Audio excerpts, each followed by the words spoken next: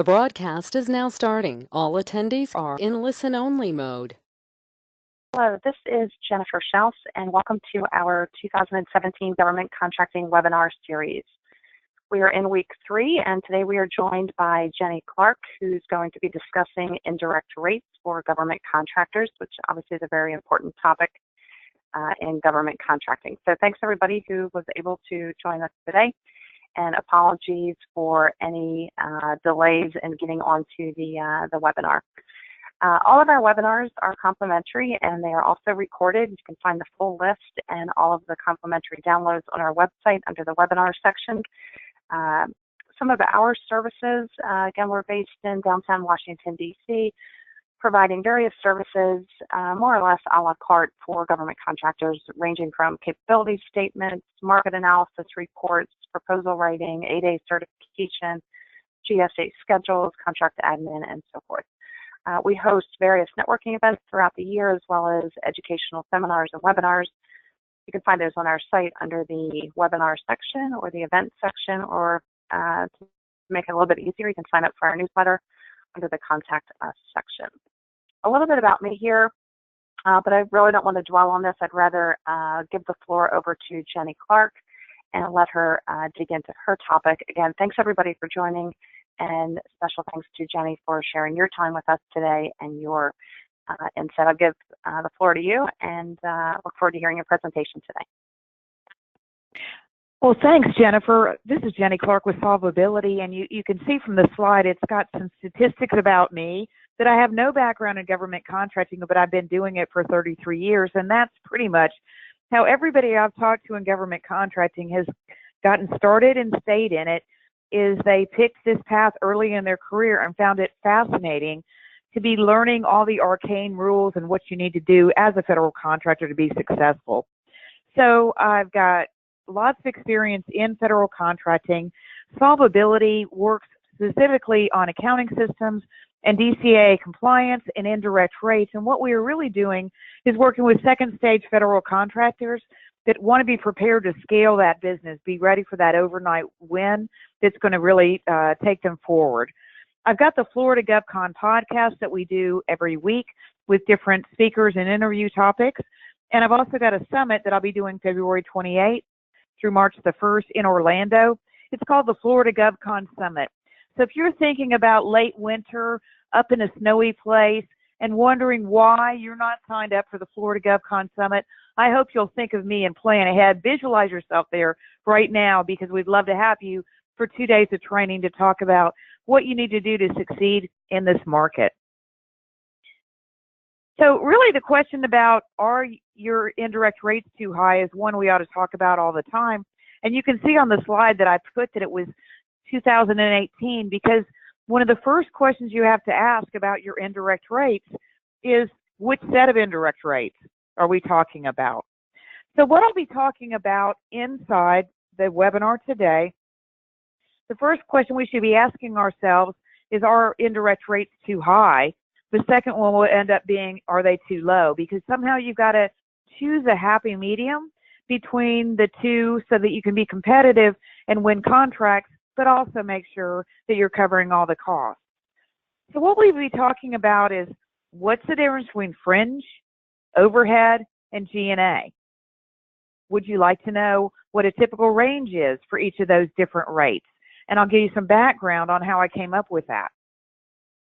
How do you know if your costs are covered? I'm going to explain how your indirect rates you're pricing should relate to your cost, and you should try to manage your costs consistently as you grow, so that what you are bidding today, when that work finally comes in a year and a half from now, when they finally approve it, get it funded, and you've passed through all the protests, the counter protests, and everything else, that you can work that at the same rates that you bid it almost a year and a half ago.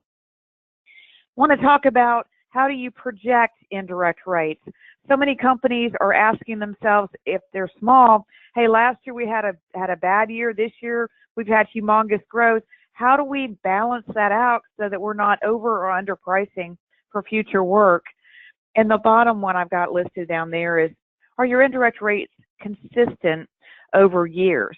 As you have decided what strategy you're going to follow in federal contracting, kind of want to know what the market for the agencies that you're working with is going to require and make sure that you're pricing in alignment with that.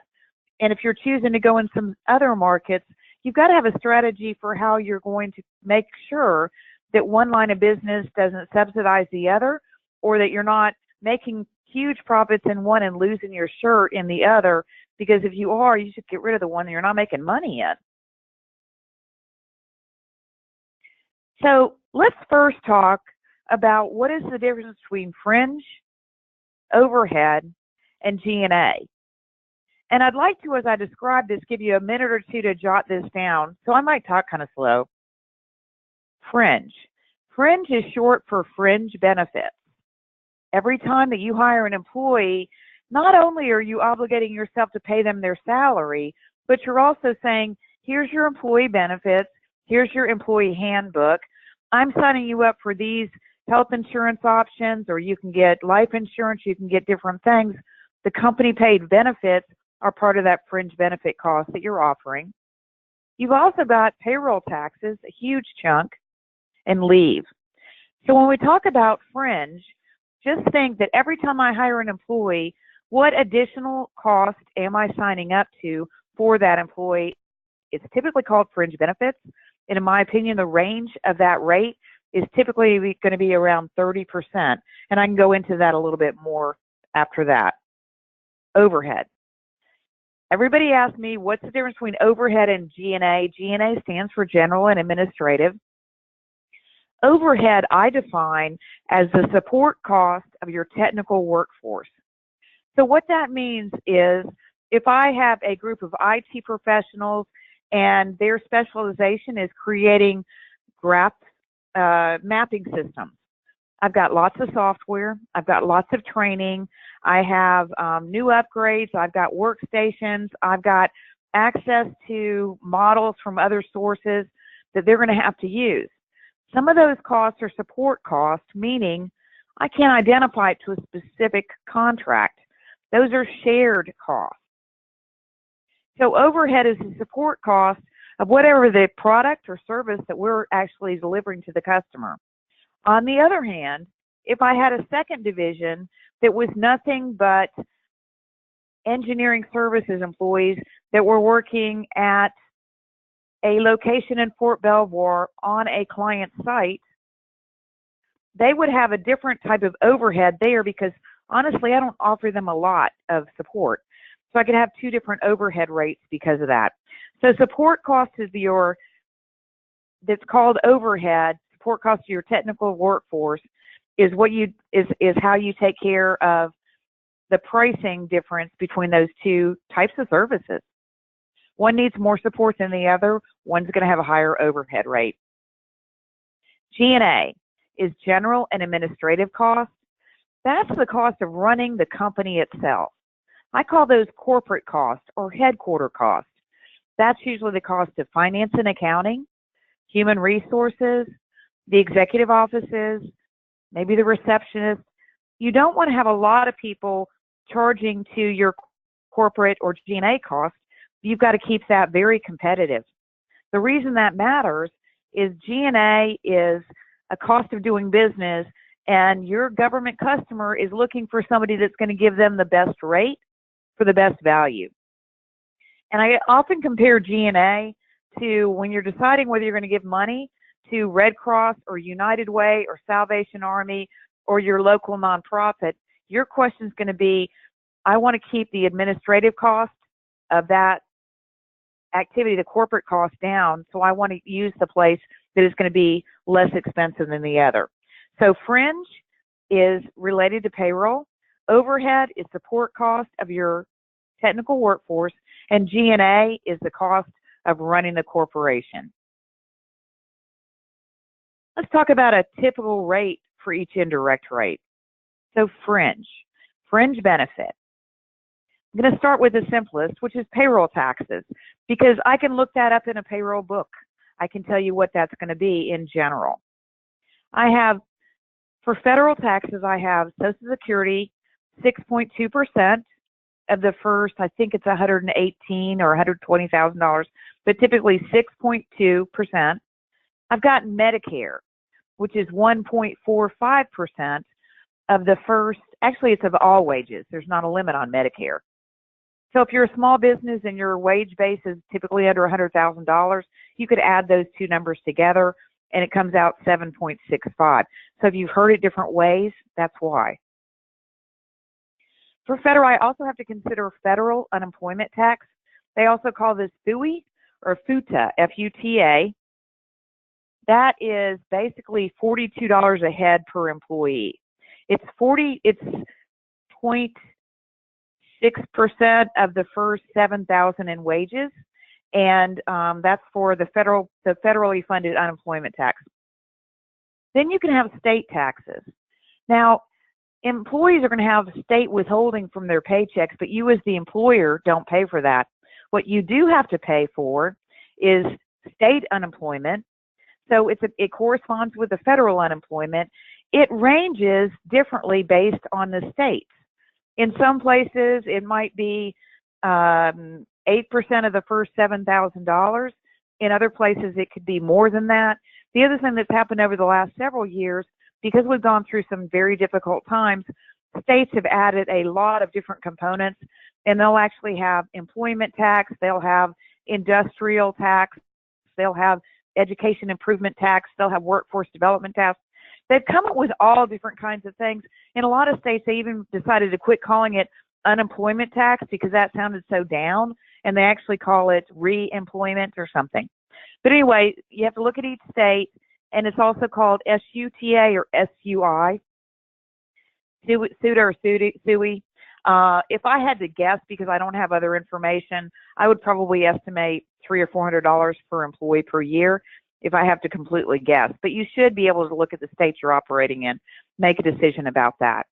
Those are the payroll taxes. The other section you have to think about is your workers' comp. It's not technically a payroll tax, but it's a required or statutory cost. So I usually include that with my fringe as a component of my payroll taxes for fringe. That varies again based on the type of company, where you're located, what kind of work you're doing. Be sure to include it. If I had to, again, guess at the payroll tax component of fringe benefit, I would just say it's 10%.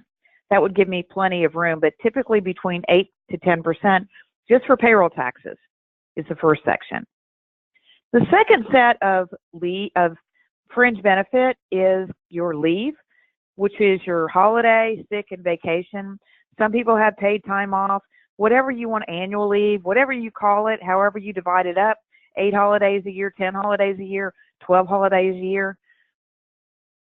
You would pretty much say however many total hours the employee gets per year of leave divided by standard hours in a year. Normally I see 200 hours. It's 80 hours worth of holiday and 120 hours worth of annual leave, about 200 hours total. 200 divided by 2,080 hours in a year is about 10% for leave. So that's my second chunk of fringe benefits, 10% for payroll taxes, 10% for leave. The third chunk that's going to make this come up to a total of 30% is company paid benefits. Company paid benefits are when the employer provides health insurance. The employee is going to kick in something from their deduction, but the employer said, this is how much I'm going to cover. This is what I need you to cover. There's usually life. Sometimes there's long and short-term disability. Some employers make that completely optional to the employee and don't pay any of it. Others will pick up some portion or some set of rules. Most companies will have life insurance and what's called AD&D, which is accidental death and dismemberment. There can also be benefits like 401k, a matching for your 401k, a profit sharing, any of those type of costs. That's usually where I see the last 10% of benefits. If you've got very generous benefits, your fringe rate will be above 30%. If you are a fairly young company and you're really not offering much in benefits, it'll be under 30%.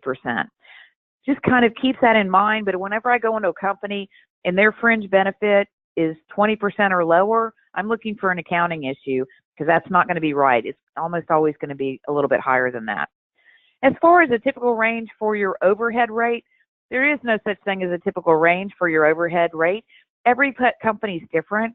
As I mentioned, this is the technical support cost of your workforce that is providing the product or service. And so each company is unique in what they decide to offer. A company that is a training services company is going to spend a lot of time developing multiple services, and they would have a lot of overhead. A company that does nothing but provide engineers to work on site at a government facility, not going to have much overhead because there's not much support other than recruiting those employees and onboarding them. The other things that come up in overhead would be if you've got security clearances to manage, if you have a lot of recruiting costs, if you have training and certification for your employees that has to be repeated a lot. Overhead's going to vary. Also, if you had equipment, depreciation of equipment, if you had to buy a lot of software, if you had to have a lot of software in the cloud or storage space, any of those things could affect your overhead rate. So it could be anywhere from 3 or 4% worth of overhead up over 100, but that's rarely the case. G&A is the last rate I wanted to talk to you about, and that's general and administrative. For most small businesses that I work with, a G&A rate of 8% to about 15% is what I typically see, and this is again for small business. When you're a small business, you're having to spend a lot to build up your corporate infrastructure, and you don't have the business base to spread that over. So your G&A rate is going to be really high. You started out with 2 people. One person is running the company, the other person is doing the work. That's going to be a fairly high G&A rate initially. But once you get to where you've got a dozen employees, you've got one admin person, and then the executive of the company, you're going to start to see some stabilization of your general administrative rate. Your G&A costs would include accounting services, legal services, bank charges. Again, thinking of things that only apply to running the corporation, not to the kind of work we do, not a cost of operations. So your G&A between 8 and 15% as a company grows and starts getting to the end of their small business standards and wants to go up to the next level. In order for them to compete with other larger businesses, they're going to have to be able to bring that G&A or general administrative rate down. The way you do it is you build up a big volume of business so you have a bigger base to spread it over, and you get much more efficient, meaning systems instead of people inside your G&A. So the next question is, how do you know if your costs are covered? So often when I go talk to small businesses and say, how do you come up with that rate? They say, well, I used to work over there, and there was a spreadsheet they used, and we just changed a few things around, and that's what we use for pricing. Okay, that's great. But every company needs to have its own pricing strategy, and they will follow certain methodologies that are common in federal contracting. And there's usually 3 to 4 variations of it, especially with smaller businesses. Typically, there'll be fringe overhead and G&A initially. As a company grows, they could have on-site and off-site overhead or client-side and company-side overhead. They could have different overhead pools depending on their line of business. But using somebody else's schedule isn't going to help you, because what you typically should be doing is have your accounting information, your profit and loss or income statement organized so that you can see, here are the components of my indirect rates.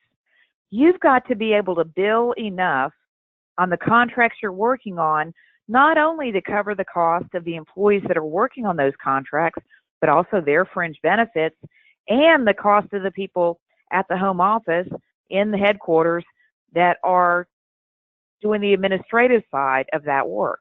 So it's just like anything else. If you were running a coffee shop, you can sell so many cups of coffee, but in the end, you've got to be able to pay for all, the rental space and the advertising and everything all together.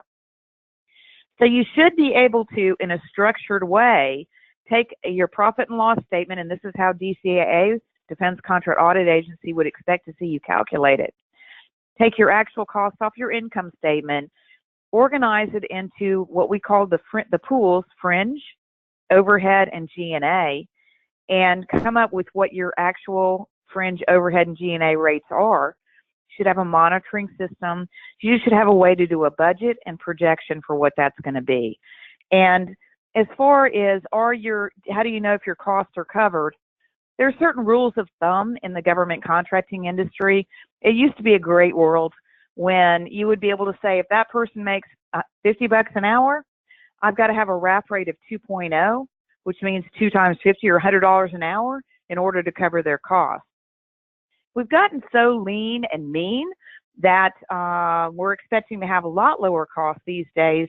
And so most of the companies that I work with are certainly in the 1.8 RAP rate, something like that. You have to obviously cover the person and their fringe benefits. So that would be 1 for their salary, 0.3 or 30% for their fringe benefits, then some amount for their overhead and some for G&A. So it could be I usually see 1.7 to 1.8 would be a typical one for most of the companies that I work with.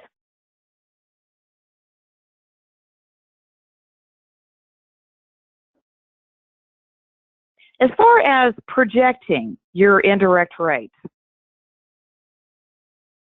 when you're small and you have to figure out how to calculate your indirect rates and you get a spreadsheet that you have worked on and you understand, that you've had some training on, because honestly, there's not a class for this in college. There's not a good way to learn this except from working with somebody that's done it a lot so you can start to understand it for yourself. And it's probably one of the most important things that you learn in federal contracting, because otherwise you're just spending money in order to support the federal government. You're not making any money. You're going to cripple your own growth because you don't have enough information about making sure you're covering all your costs. As far as projecting indirect rates, what you would typically do is create a budget for the year. As you go through the year and close out a particular month, you would update the month that's been closed for the actuals, and maybe once a quarter, update your future projections. When you do your projections as a small business, I'd recommend that you be very conservative. Here's why. Many times a young auditor will come into your office to talk about how did you come up with those rates on proposals, and they'll say, how did you include the possibility, the probability that you're going to win XYZ contract? And they're expecting you to say, well, I think that's a 10% probability, so I factored in that we'd get this $7 million next week. Never do that. You don't want to have projected information like that. In larger companies, yes, they will do that because they know how the ongoing piece is going to be. But as a small business, you've got enough risk. That contract could be not funded. You might not win. It could be protested. It could be delayed. And so my recommendation on projections is to be very conservative and only use your projections moving forward for the work that you know you're going to that's coming in. And I usually wait until the people are on the payroll to put it into any kind of future projections. Obviously, there's going to be times where you'll do projections to be more optimistic, and you might do that for other decision-making purposes. It's almost like you're keeping 2 versions of a forecast or projection to make sure you're staying out of trouble. But you would have to, most of the time what companies do is recognize that 90% or so of their cost is related to the people, the payroll. And if you can get your labor costs calculated correctly, your projections will be fairly accurate. The rest of it's not a very big percentage of it. It's not as much under your control. So again, let's say if we had a company with 40 employees and we would expect probably 35 of those employees at least to be full-time billable, they can support the labor cost of the other employees that are doing the administrative work, business development, contracts, human resources, all of those pieces. So projecting indirect rates needs to be based on kind of a standard workforce, a standard size of where you are and where you're going. You do have to take into account what might happen in the future. Okay, so keeping your rates consistent over the years is really important, because you've got to make sure that you are not going to get yourself trapped by having your rates increase on work that you bid in the past.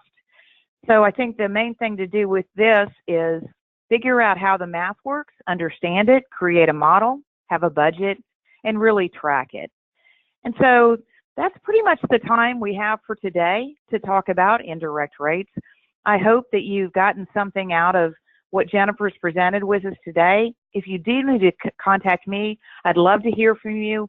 My phone number is area code 256-882-6276, and my email is jwclark@solvability.com. So I'd be glad to talk to you about it. You can also find me out on LinkedIn. And thank you so much, Jennifer, for having this today, and I look forward to working with you again in the future. Super. Excellent information, Jenny. Thanks so much for sharing your expertise and your insight. It was very clear and concise, and I hope all the attendees enjoyed as well. Jenny's going to be speaking again, I think, in another week or two about DCAA audits, if I'm not mistaken. The rest of this week, we are covering bid protests, the mentor-protege program, and preparing for a contract purchasing system review. Again, all of the webinars are complimentary. They are recorded, and the download will be available later today on our website under the webinar section. Thanks, everybody, for joining us.